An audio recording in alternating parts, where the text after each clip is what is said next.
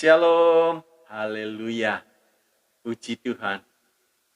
Bapak Ibu Saudara yang dikasih oleh Tuhan, kembali kita bersukacita, bersyukur sampai hari ini pemeliharaan Tuhan luar biasa. Mari kita berdoa lebih dahulu sebelum kita mendengarkan firman Tuhan. Bapa di dalam sorga, di dalam nama Tuhan Yesus, terima kasih. Kami tenang, kami teduh, dekat padamu Tuhan. Kami bersyukur, kami boleh melihat, menyaksikan, bahkan kami mengalami segala perlindungan-Mu yang luar biasa. Sebentar, kami akan mendengarkan firman-Mu, berkati mulut lidah hamba-Mu yang akan menyampaikan, bahkan kami semua yang mendengarkan. Biar firman-Mu boleh tertanam dalam kehidupan kami, boleh bertumbuh dan berbuah dengan lebat. Terpujilah nama-Mu, dalam nama Tuhan Yesus, hamba-Mu bersyukur dan berserah. Amin. Shalom Bapak, Ibu, Saudara dikasih oleh Tuhan, puji Tuhan. Nah, pada kesempatan ini saya ingin menyampaikan masuk, keluar, diberkati. Wow, masuk, keluar, diberkati. Bukan main. Mari kita melihat di dalam kitab Ulangan. Ulangan 28 ayat yang ke-6 dikatakan demikian. Diberkatilah engkau pada waktu masuk dan diberkatilah engkau pada waktu keluar. Haleluya. Waktu masuk membawa seluruh apa yang sudah kita kerjakan masuk ke rumah. Keluar, kita persiapan untuk mencari, mengumpulkan berkat-berkat itu kembali. Di lain kitab kita melihat keluar masuk, ya. Coba kita lihat Mazmur 121 ayat yang ke-8. Tuhan akan menjaga keluar masukmu dari sekarang sampai selama-lamanya. Apakah ini beda? Begini saudara, ya. Kalau kita masuk, kita membawa seluruh hasil pekerjaan kita. Ya. Tanpa Tuhan menyertai, ya, itu di tengah perjalanan sebelum kita sampai ke rumah, itu godaan banyak. Bawa banyak, ternyata sedikit yang dibawa pulang. Ada karena dihembuskan oleh Tuhan, ya, dihabiskan oleh Tuhan. Mengapa? Coba kita melihat lebih dahulu di dalam kitab Hagai, di dalam kitab Hagai 1 ayat yang ke-6 sampai 9. Kitab Hagai 1 ayat 6 sampai 9 demikian. Kamu menabur banyak, tetapi membawa pulang hasil sedikit. Kamu makan, tetapi tidak sampai kenyang. Kamu minum, tetapi tidak sampai puas. Kamu berpakaian, tetapi badanmu tidak sampai panas.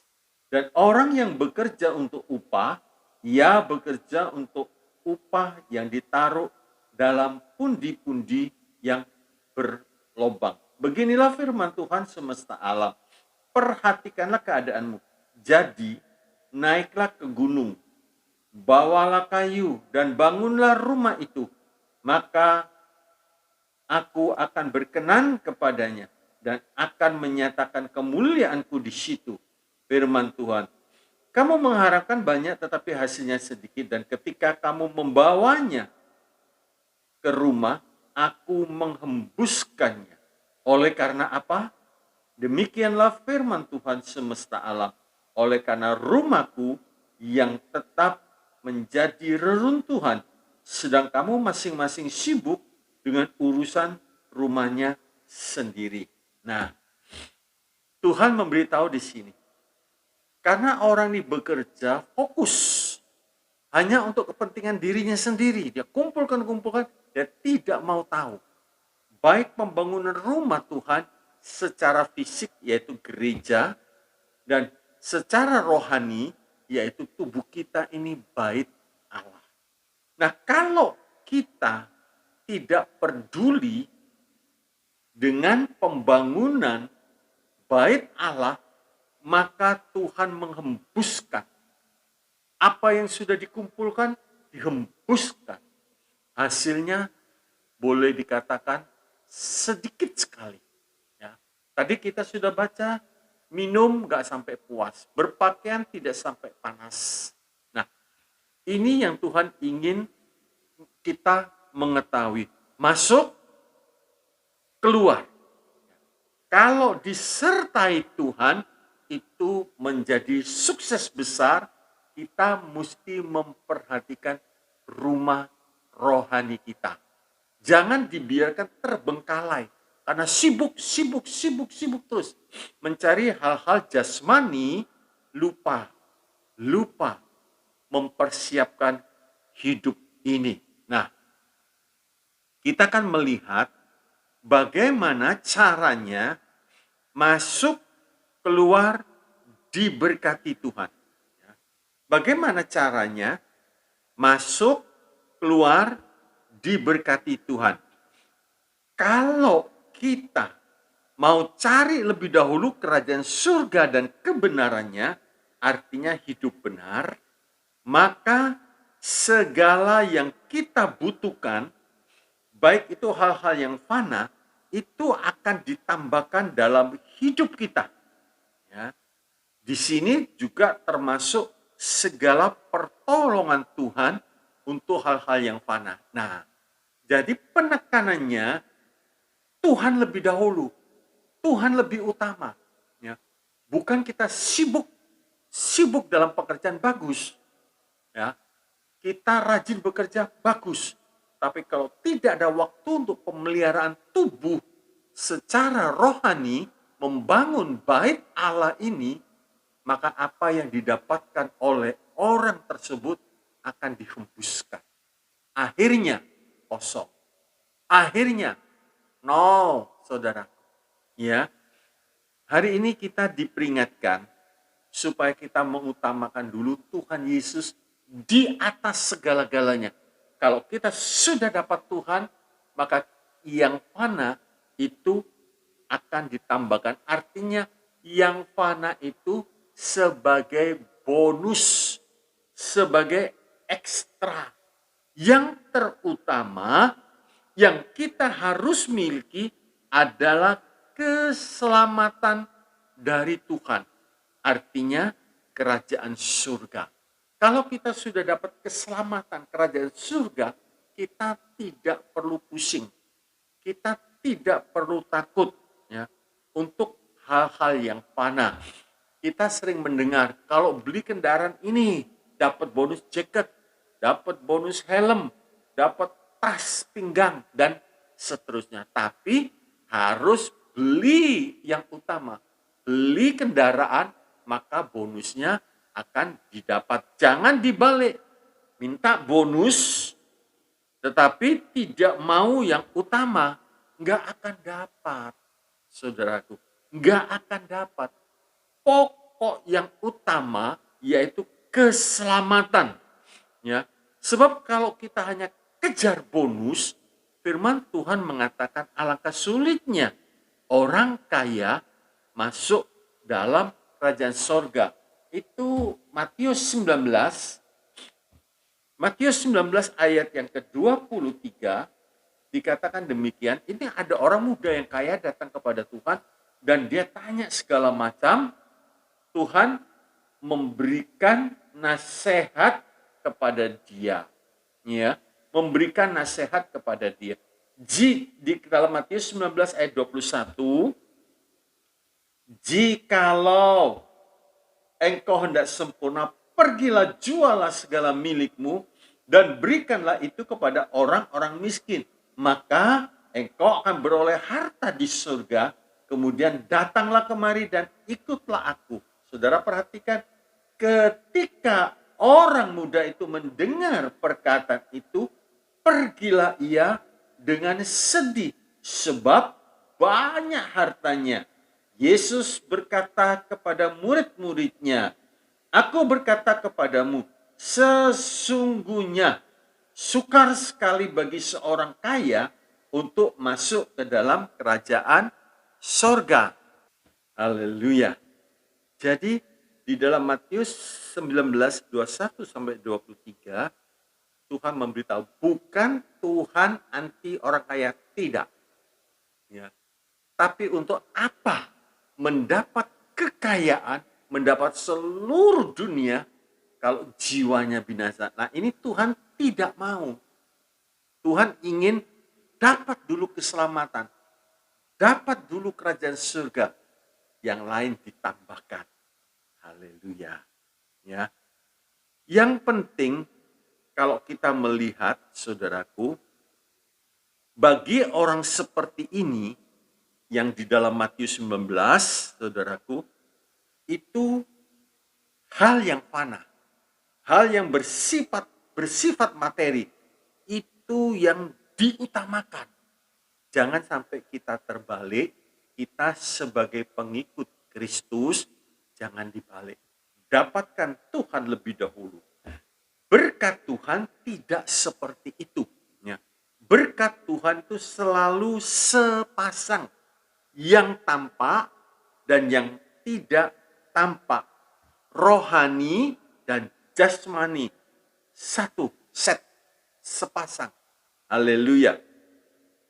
Nah, orang yang hidupnya sudah rohani, sudah dapat kerajaan surga, hidup dalam kebenaran, ya, tidak mungkin tidak diberi berkat-berkat jasmani. Nggak mungkin. Pasti dia dapat. Ya. Pasti dia dapat. Dapat keselamatan, hidup rohaninya bertumbuh, jasmaninya pun Tuhan pelihara. Ya. Sebaliknya, saudaraku, Tuhan tidak akan memberikan berkat jasmani tanpa ada berkat rohani. Harus ada keduanya. Kalau saudara perhatikan gunung es, itu ada yang tampak di atas permukaan dan yang tidak tampak. Yang tidak tampak ini jauh lebih besar daripada yang tampak. Ya. Jauh lebih besar. Romawi 2.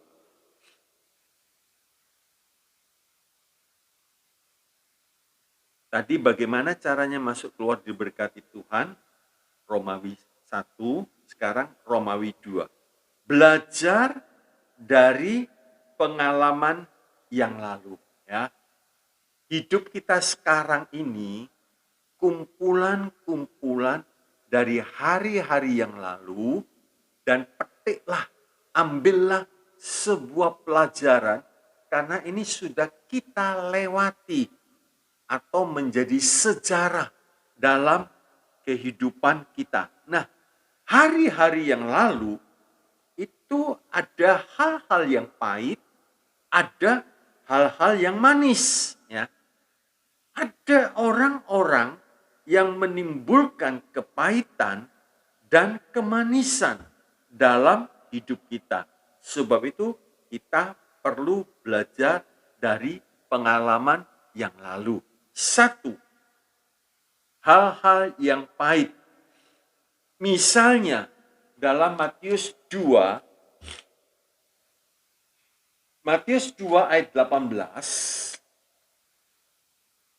terdengarlah suara dirama, tangis dan ratap yang amat sedih. Rahel menangisi anak-anaknya dan ia tidak mau dihibur sebab mereka tidak ada lagi. Ini ayat-ayat sebelumnya menceritakan tentang pembunuhan anak-anak di Bethlehem. Tapi kenapa hal ini dikaitkan, ya, dengan peristiwa Rahel mati di Bethlehem? Kita melihat lebih dahulu, saudaraku, dalam Kejadian 35 ayat yang ke-19, dikatakan demikian, Demikianlah Rahel mati, lalu dikuburkan di sisi jalan ke Efrata, yaitu Bethlehem. Ya. Rahel mati itu bukan satu kebetulan. Coba kita lihat satu lagi, Yeremia 31 ayat yang ke-15. Beginilah firman Tuhan, dengar, di Rama terdengar ratapan, tangisan yang pahit pedih. Rahel menangisi anak-anaknya. Ia tidak mau dihibur karena anak-anaknya, sebab mereka tidak ada lagi. Nah, di Rama atau Bethlehem, Rahel menderita sangat sampai dia mati waktu melahirkan Benyamin. Ya. Ini pasti ada sebabnya. Apa yang terjadi dalam kehidupan orang beriman, baik yang manis, baik yang pahit, itu bukan satu hal yang kebetulan. Ternyata kepahitan itu sebab Rahel mencuri berhala bapaknya. Pada waktu bapaknya menggunting bulu domba, Rahel diam-diam ambil, dia curi. Ya. Di dalam Kejadian 31 ayat yang ke-19, Kejadian 31 ayat 19 dikatakan demikian. Adapun Laban telah pergi menggunting bulu domba-dombanya, ketika itulah Rahel mencuri terafim ayahnya. Tidak ada yang tahu. Termasuk suaminya Yakob tidak tahu apa yang dikerjakan oleh Rahel. Nah, pada waktu Yakob membuat beres, dia bilang bersihkan berhala-berhala asing itu, bersihkan, buang. Ternyata kelihatannya Rahel tidak membersihkan atau tidak mengaku kepada Yakob. Kejadian 35 ayat yang kedua. Kejadian 35 ayat yang kedua. Lalu berkatalah Yakub kepada seisi rumahnya dan kepada semua orang yang bersama-sama dengan dia, jauhkanlah dewa-dewa asing yang ada di tengah-tengah kamu, tahirkanlah dirimu dan tukarlah pakaianmu. Ternyata Rahel tidak menanggapi, ya, tidak membereskan. Sebab itu Tuhan kalau menghukum, Tuhan memberkati, itu bukan tanpa sebab, ada sebab. Baik orang itu dihukum, baik orang itu diberkati dengan kelimpahan, ada sebabnya. Rupanya Rahel tidak membereskan sehingga waktu dia melahirkan Benyamin mati. Nah, rupa-rupanya orang Bethlehem menyimpan sesuatu yang tidak berkenan, yang tidak diketahuinya oleh orang-orang sekitarnya. Tapi Tuhan tahu. Memang tidak ditulis. Sebab itu tadi saya katakan, Tuhan menghukum bukan tanpa sebab. Tuhan memberkati juga bukan tanpa sebab. Kenapa di Bethlehem terjadi itu? Tuhan tahu. Apa yang dikerjakan Tuhan tidak mungkin salah. Ya. Sehingga Tuhan mengizinkan mereka mengalami kematian anaknya. Ya. Sebab itu saudaraku, jangan coba-coba simpan dosa, simpan kesalahan, sekalipun aman dalam tanda petik, tidak ada yang mengetahui, termasuk mungkin itu istri, anak, suami, termasuk itu semua. Tapi jangan lupa, dikatakan mata Tuhan ada di segala tempat, melihat orang yang baik, orang yang jahat, dilihat semua. Tidak ada satupun yang lolos dari pengamatan Tuhan. Bereskan. Waktu Tuhan berjumpa dengan Sakius, Tuhan belum ngomong apa-apa. Belum bicara apa-apa kepada Sakius. Sakius turun, aku mau mampir. Langsung dia bongkar semua. Apa salahnya dibongkar semua. Dan kita melihat Sakius menerima berkat yang luar biasa, keselamatan. Dulu dia hanya dapat yang fana, hasil hal-hal yang tidak benar, memeras, korupsi, dan lain sebagainya. Tapi waktu Yesus berjumpa dengan dia, semua dibongkar, semua dibereskan, dan dia dapat berkat keselamatan, ya, juga keselamatan yang kekal. Kalau tidak beres, mendapat celaka yang kekal. 2. Hal-hal yang manis. Ya. Hampir semua orang Kristen, orang beriman, pernah mengalami hal-hal yang manis, bahkan ajaib, ya, dalam hidupnya. Ini juga bukan kebetulan, tetapi ada sebabnya. Sebab dikatakan Tuhan yang memulai sesuatu yang baik, dia akan meneruskan sampai ke akhir. Nah, supaya Tuhan meneruskan yang baik sampai ke akhir, jangan kita berpaling. Jangan kita berubah kesetiaan kita dari awal sungguh-sungguh pada Tuhan, terus di tengah perjalanan orang tersebut berpaling dari Tuhan. Jangan. Filipi 1 ayat yang ke-6. Ya. Nah, di dalam ini kalau kita mengalami hal yang manis, jangan kita pernah berpikir, oh itu kebetulan. Oh itu kebetulan. Sebab gara-gara dia datang, saya dapat berkat. Gara-gara ini, saya mendapat hal-hal yang fana ini.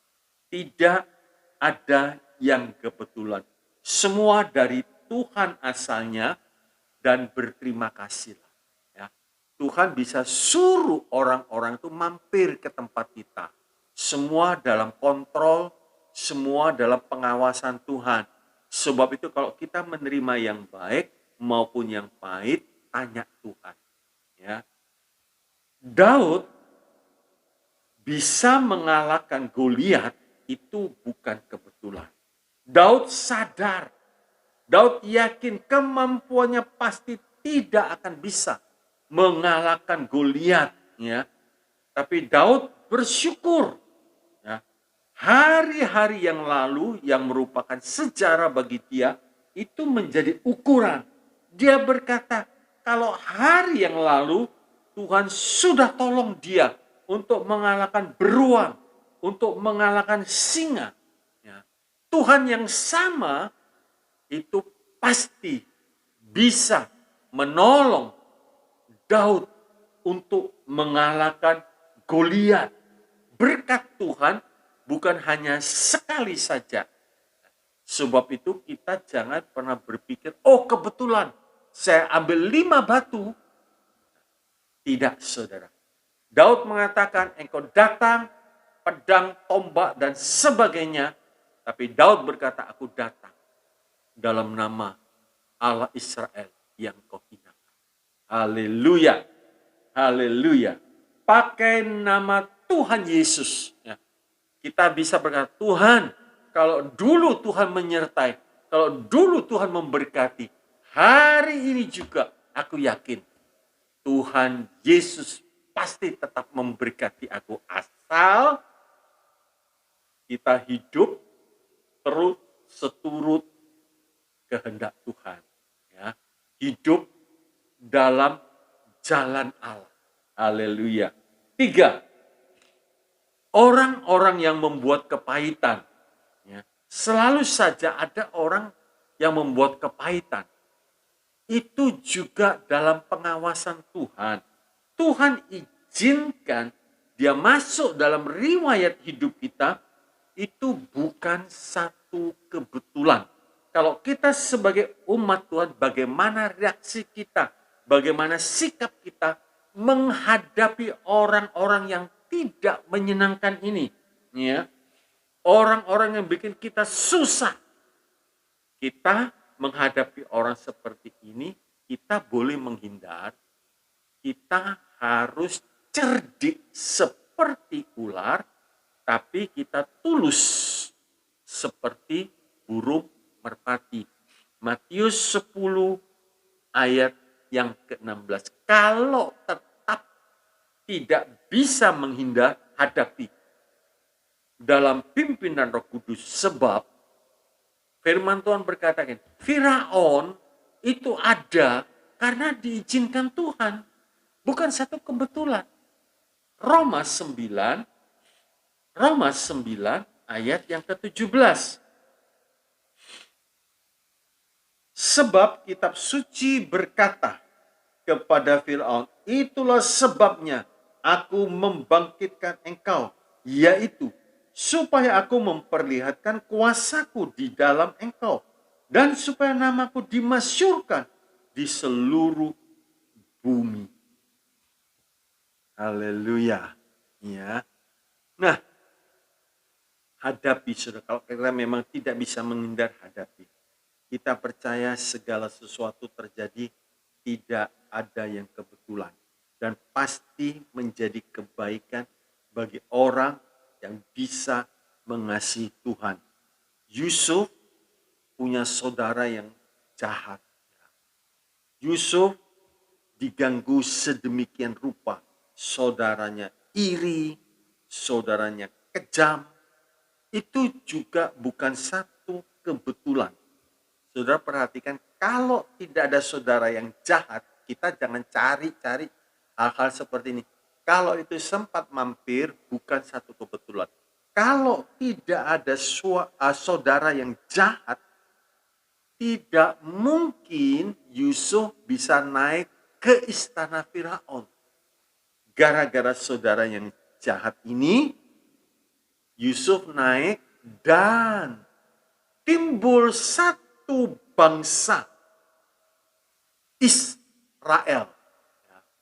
Kalau tidak ada itu, tidak ada. Hanya Yakub. Tapi waktu Yusuf naik, memelihara ini, dan berkembang begitu luar biasa, sampai menjadi satu bangsa.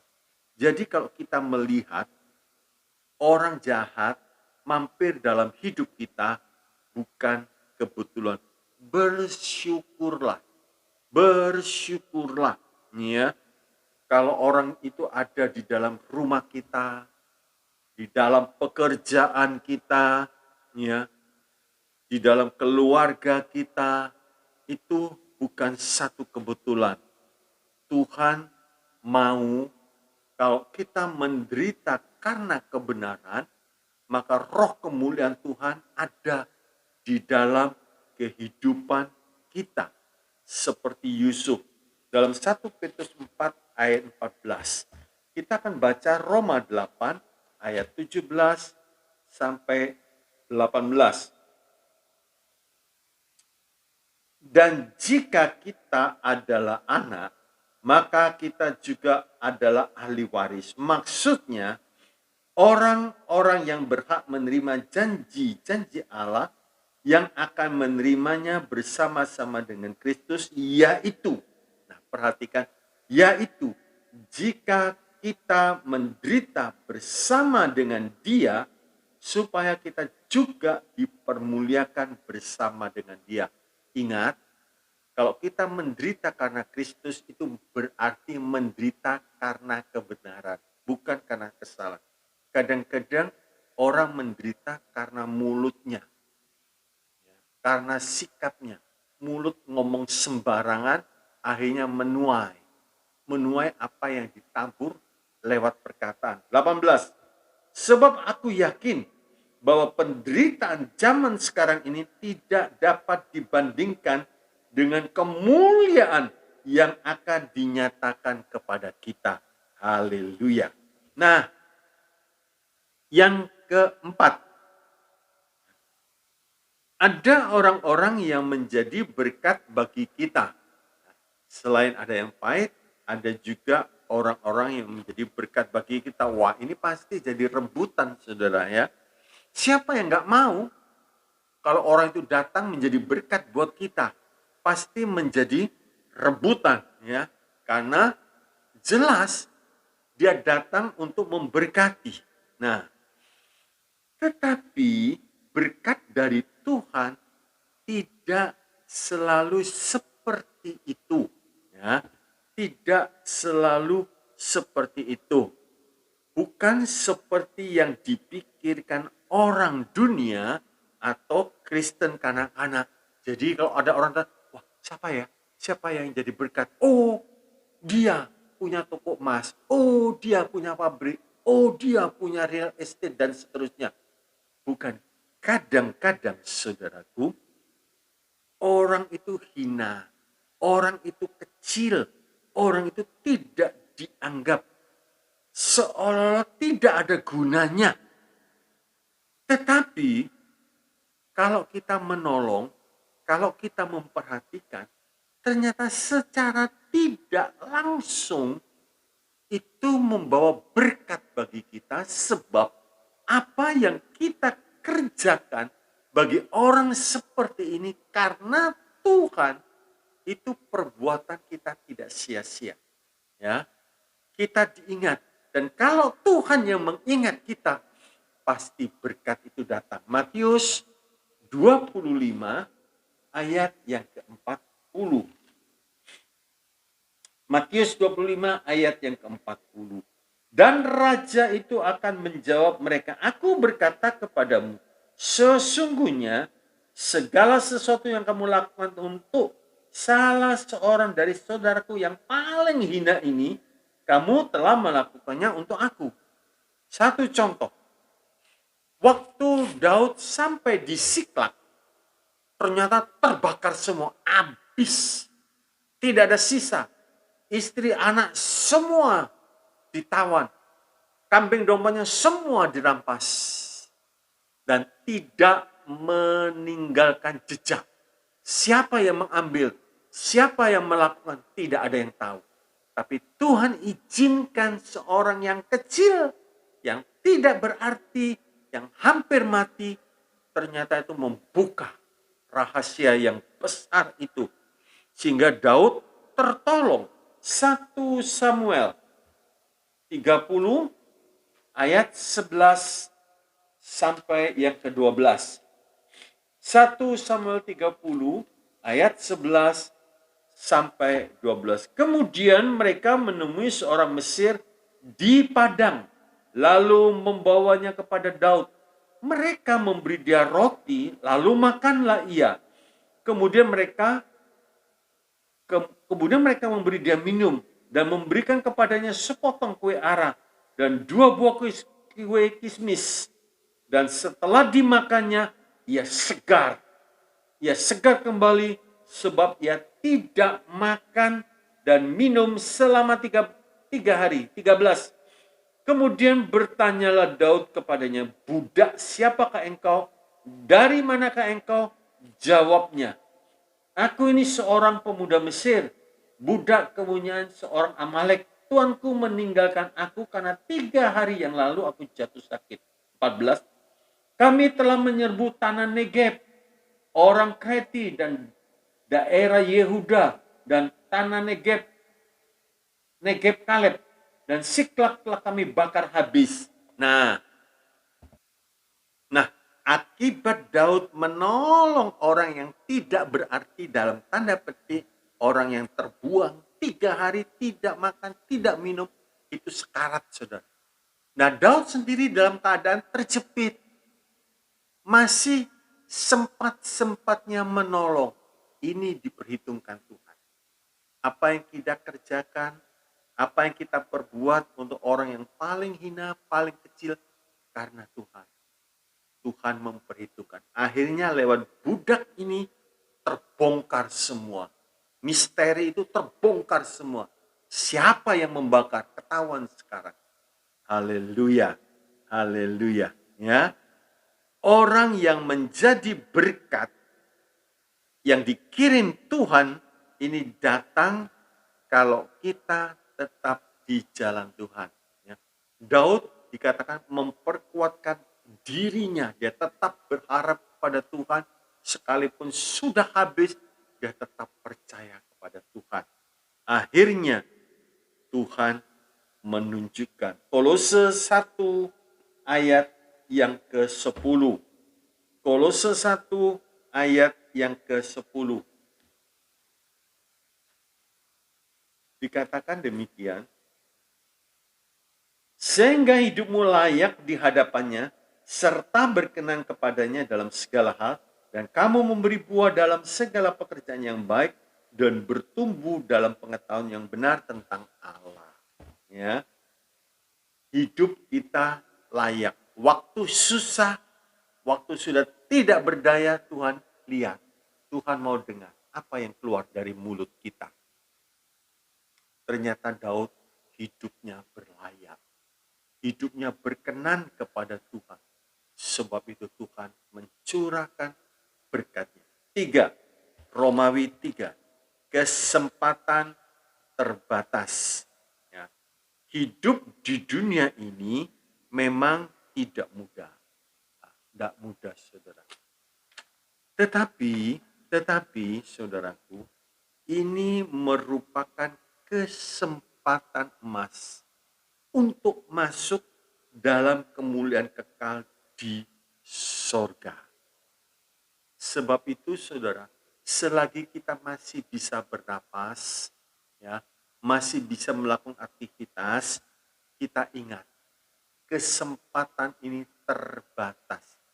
Kesempatan ini hanya selagi kita hidup dalam dunia. Lakukan, kerjakan hal-hal yang membawa dampak untuk kekal. Kerjakan, saudara. Bukan berarti kita tidak boleh mengerjakan hal-hal yang fana, seperti bekerja, tidur, dan lain sebagainya. Kerjakan. Ya. Tetapi prioritas kita itu hal-hal yang kekal. Sebab kesempatan hanya ada di dalam dunia.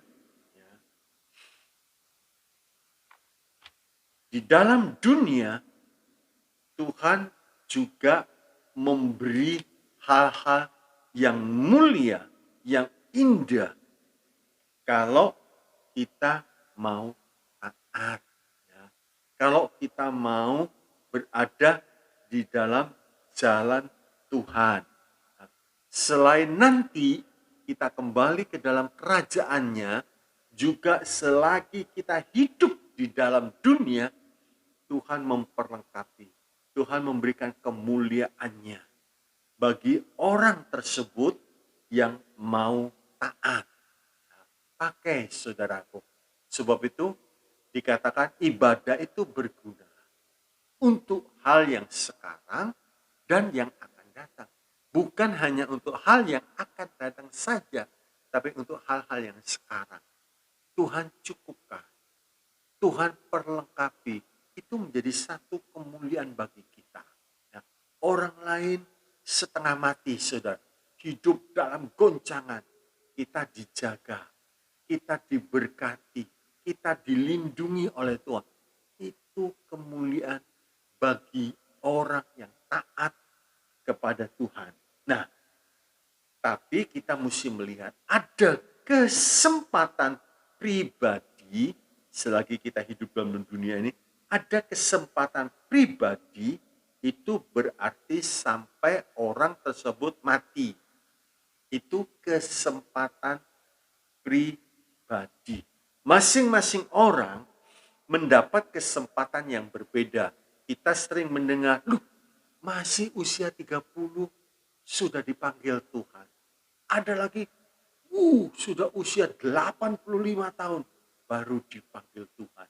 Setiap orang kesempatannya berbeda-beda. Tetapi selagi masih ada kesempatan, jangan kita sia-siakan. Sebab kita tidak tahu. Lilin kehidupan kita nyala sampai kapan, tidak ada seorang pun yang tahu. Tapi kalau kita pakai, maka kesempatan itu terus makin ditambah oleh Tuhan. Tapi kalau sudah menyia-nyiakan, Tuhan katakan, Tuhan ambil,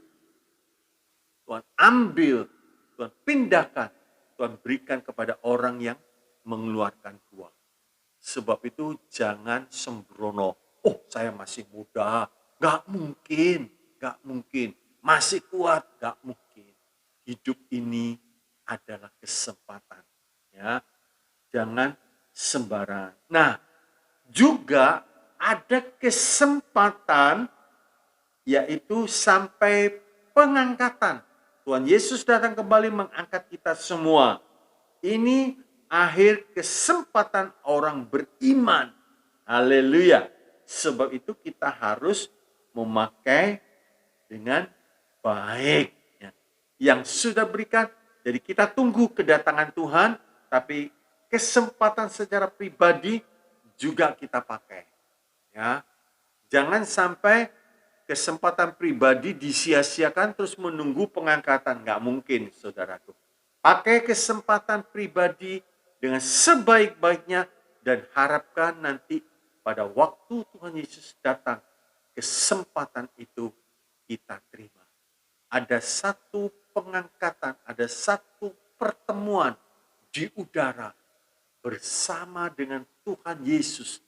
Haleluya. Nah, ingat baik-baik ya. Sebab itu saudaraku, kita harus memakai dengan baik setiap kesempatan yang Tuhan berikan, jangan diabaikan. Selagi kita masih bisa bernapas, pakai. Jangan sampai salah pandang. Jangan sampai salah lihat kita. Hanya melihat kemanisan dunia. Hanya melihat keindahan dunia. Sehingga mengabaikan kesempatan yang diberikan oleh Tuhan. Kesimpulannya, ya, masa penamatan ini pasti akan datang. Ya. Masa penamatan ini pasti akan datang. Kita harus bersedia sebab ya, masa penamatan ini pasti akan datang. Kita harus bersedia sebab satu, tetap kerja, tetap sekolah, tetap melakukan aktivitas sehari-hari seperti biasa, seolah-olah Tuhan masih lama datang. Ya. Tetap kerja, tetap sekolah, tetap melakukan aktivitas sehari-hari seperti biasa, seolah-olah Tuhan masih lama datang. Jadi jangan kita picik mata kita, mata rohani kita. Oh, Tuhan Yesus mau datang sudah, nggak usah lagi kerja, nggak usah lagi sekolah. Yang mau merencanakan nikah batal dan lain sebagainya. Tidak, bukan seperti itu. Saudara perhatikan Lukas 17 ayat 34 sampai 37. Lukas 17 ayat 34 sampai 37. Aku berkata kepadamu, pada malam itu ada 2 orang di atas satu tempat tidur, yang seorang akan dibawa dan yang lain akan ditinggalkan. Di satu tempat tidur itu bisa suami istri, orang yang sangat dekat ya. Aktivitas seperti biasa. 35. Ada 2 orang perempuan bersama-sama menghilang. Yang seorang akan dibawa dan yang lain akan ditinggalkan. Jadi sedang bekerja seperti biasa, saudara. 36. Ya. Kalau ada 2 orang di ladang, yang seorang akan dibawa dan yang lain akan ditinggalkan. Semua sedang melakukan aktivitas sehari-harinya dengan normal. Ya. Kita tahu Tuhan Yesus akan segera datang, bukan berarti kita pasif. Kita diam, enggak. Kita tetap melakukan aktivitas sehari-hari, tapi tetap hidup berkenan kepada Tuhan. Tadi seperti Kolose 1 ayat 10, hidup kita tetap berkenan kepada Tuhan. 2, dalam hidup rohani, bersedialah dalam kesempatan yang ada.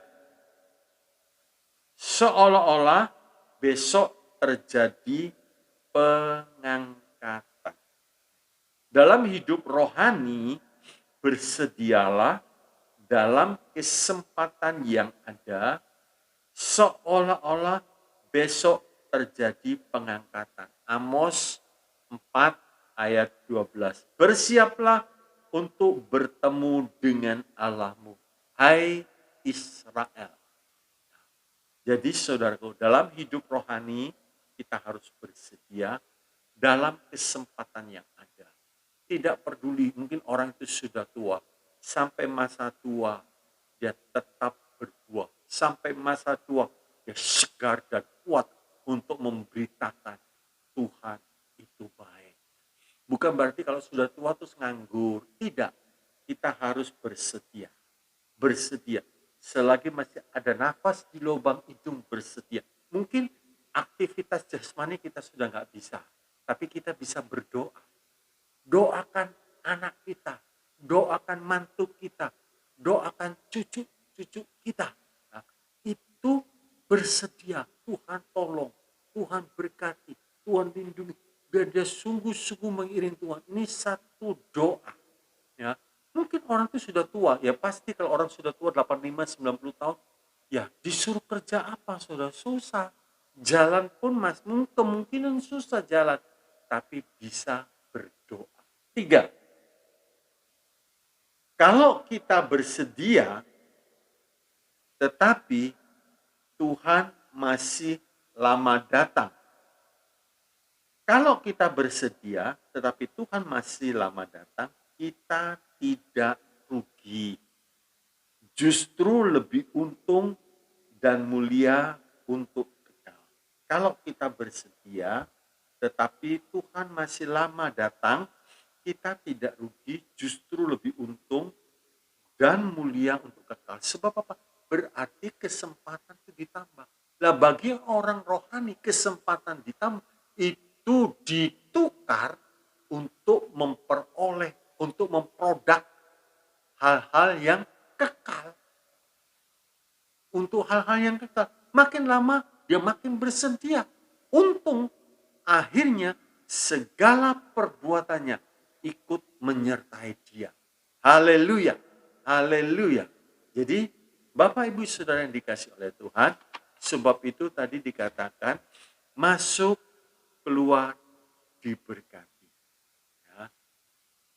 Bangun bait Allah baik secara fisik yaitu gereja, baik secara rohani tubuh kita. Persiapkan dengan baik. Dengan baik. Ya. Jangan kita hanya fokus terus melihat hal-hal jasmani, lupa mempersiapkan hidup yang kekal. Rugi besar. Demikian sedikit firman Tuhan. Mari kita berdoa. Bapa, terima kasih ya Tuhan. Engkau mengingatkan kami kembali. Selagi kami menumpang di dalam dunia ini, Engkau berjanji. Engkau mempersiapkan kami. Baik saat kami masuk, baik saat kami keluar. Tuhan, berkat jasmani pasti Tuhan cukupkan buat kami. Yang terpenting bagi kami mempersiapkan bait secara rohani. Tubuh ini. Nah, tubuh ini menjadi bait Allah. Sebab kami ditebus bukan dengan barang yang fana. Terima kasih Tuhan. Engkau mengingatkan. Kalau mungkin ada di antara kita yang sibuk, yang hanya fokus mencari berkat-berkat jasmani dari pagi sampai malam, sehingga tidak ada waktu lagi untuk membangun bait rohani. Ingatkan Tuhan, sadarkan ya Tuhan, untuk apa memperoleh semua isi dunia ini, tapi kalau jiwanya binasa. Hamba-Mu rindu tidak ada satupun ya Tuhan yang tidak mempersiapkan dirinya menjelang kedatangannya. Baik secara pribadi, baik secara bersama-sama pada waktu pengangkatan. Meteraikan setiap kebenaran firman-Mu ini Tuhan, sehingga boleh menjadi berkat dan mempersiapkan kami semua yang hidup di akhir zaman. Berkati, berkati, berkati semua yang mendengar. Bapa yang baik, di saat mereka keluar, mencari pekerjaan, mencari nafkah, Tuhan berkati. Sehingga pada waktu dia masuk kembali ke rumah, berkat itu utuh. Terpujilah namamu, berkati kesehatannya, berkati rumah tangganya, berkati masa mudanya, berkati pelayanannya ya Tuhan. Terima kasih. Kami siap, kami senantiasa bersedia menunggu kedatangan-Mu, memakai kesempatan yang Tuhan berikan secara pribadi. Terima kasih. Dalam nama Yesus, berkat ini disampaikan untuk diterima oleh umat. Mari kita angkat. Bapak, Ibu, Saudara yang dikasihi oleh Tuhan, terimalah saat ini berkat kasih dari Allah Bapa. Damai sejahtera, sukacita, dan anugerah dari Tuhan kita Yesus Kristus dan berkuasa di dalam persekutuan Allah Roh Kudus, limpah dengan karunia-karunia roh dan buah roh menyertai perjalanan hidup kami, sehingga kami tidak lalai membangun bait-Mu secara rohani, baik bait-Mu secara fisik, yaitu gereja-Mu. Terima kasih. Dalam nama Yesus, berkat ini diberikan. Haleluya. Semua yang percaya katakan, amin. Shalom, Tuhan Yesus memberkati.